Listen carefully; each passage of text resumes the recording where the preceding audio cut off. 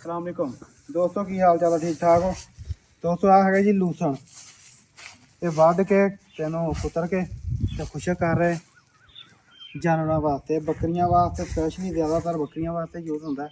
बकरियां वास्ते समझो देसी घी ही है। दूसरे जानवरों में पा सकते तुसीं, दूसरे गाइयां गुइयां तो वैड़ियां वूड़ियां प्रोटीन लैवल बहुत अच्छा होंदा। 18 20 22 एग्जैक्ट नहीं सानूं पता, लेकिन अच्छा होंदा ते बड़ी अच्छी शै आ। तुसीं भी इस्तेमाल करा करो, बेशक मुੱਲ लेना पवे तां। फिर खुद अपना बीजिया होया बढ़ा के अजकल धुप्प शुप्प चंगी लगी है तो कुतर के तेनों ना रख लो। एक तो मींह नेरी च टेंशन नहीं होंदी जानवर की कि कित्थों उन्होंने पट्ठे वड्ढने ते पाने ते जे वो सुका के रख लो। इक्को दफ़ा तो साल का पूरा साल सकून नाल लंघ जाएगा तुहाडा।